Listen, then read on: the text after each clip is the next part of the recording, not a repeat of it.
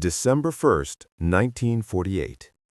On a quiet stretch of sand at Somerton Beach in Adelaide, Australia, a well-dressed man sat alone against a seawall. Several people noticed him that evening. He appeared calm, relaxed. At one point, a witness even saw him raise his arm and let it fall slowly back to the ground. No one thought much of it, but by morning, the man was dead. No signs of violence, no identification, no witnesses who saw him die. And inside his pocket, investigators would soon discover a tiny scrap of paper with two mysterious words.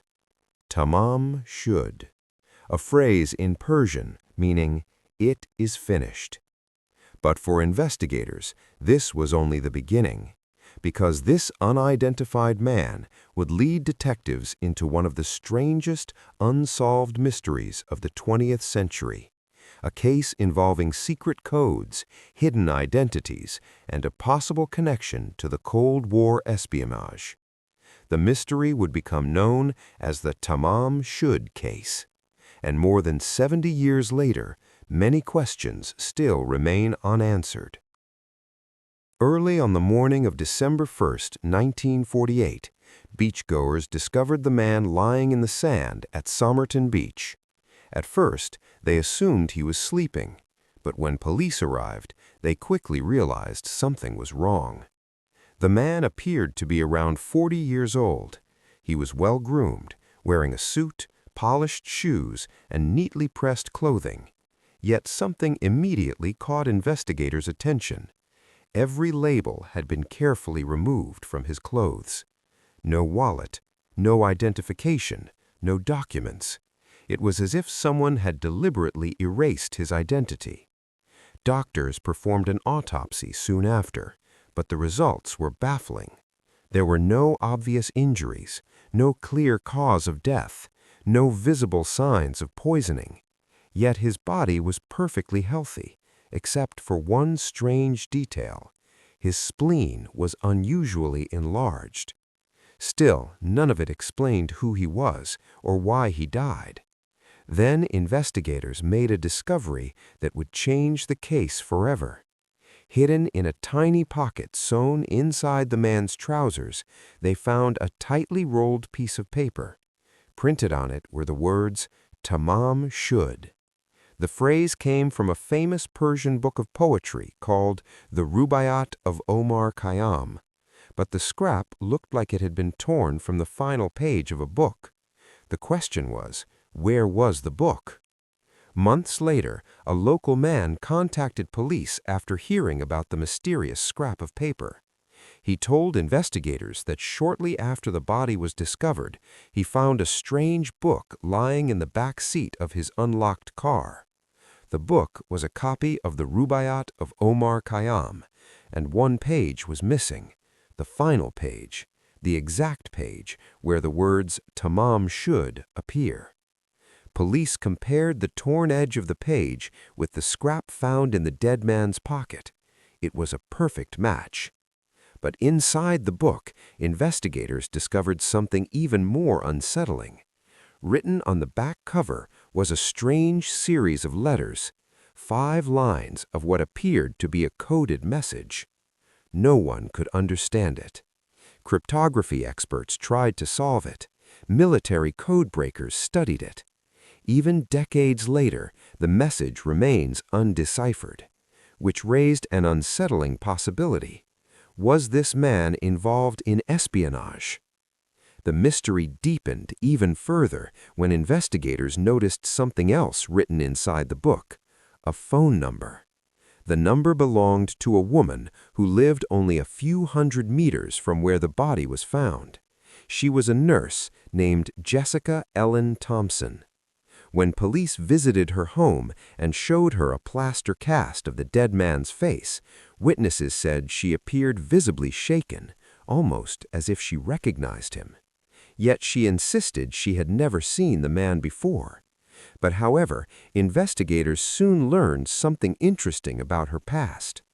During World War II, she had once given a copy of the Rubaiyat of Omar Khayyam to an army officer named Alfred Boxall. At first, detectives believed this might finally solve the mystery, but when they tracked down Alfred Boxall, he was alive and well, and he still had the book she gave him, meaning the Somerton Man's copy had come from somewhere else. Once again, the investigation reached a dead end. But decades later, researchers studying the case discovered something unusual about the nurse's son.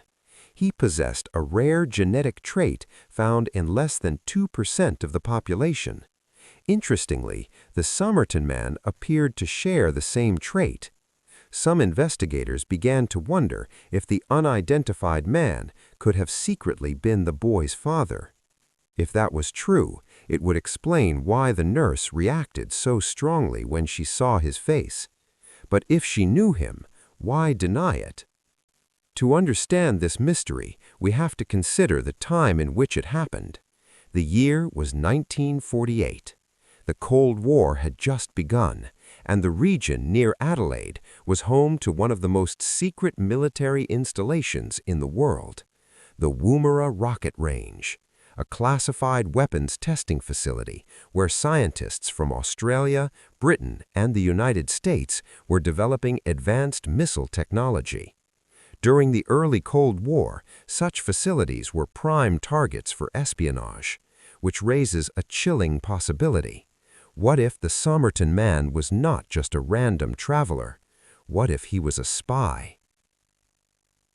Some researchers have pointed to several unusual clues. His clothing appeared to be high quality, and some items resembled American manufacturing styles. The coded message in the book looked similar to short encrypted messages used by intelligence agents. And despite global publicity, no government or family ever came forward to claim the body. It was as if this man had never officially existed. For decades, the mystery remained unsolved, but modern science would eventually reopen the case. In 2022, researchers used advanced DNA analysis to study the Somerton Man. The results suggested a possible identity: a man named Carl Webb, an electrical engineer from Melbourne. If this identification is correct, it may finally answer one question: who the Somerton Man was. But many mysteries still remain. Why were the labels removed from his clothing? Why was he carrying a coded message? What was his connection to the nurse? And why did he have the words Tamam Shud in his pocket? Because those two words, "it is finished," were meant to mark the end of a poem. Yet in this case, they may have marked the beginning of one of history's most fascinating mysteries. More than 70 years later, the Somerton Man continues to puzzle investigators and historians alike. Perhaps he was a Cold War spy operating near one of the world's most secret weapons facilities. Perhaps he was a man caught in a hidden personal drama. Or perhaps the truth was deliberately buried during one of the secretest periods in modern history. So now the question is yours to answer. Who was the Somerton Man, and what really happened on that quiet beach in 1948? Share your theory in the comments, because sometimes the greatest mysteries in history are the ones that leave just enough clues to keep us searching forever.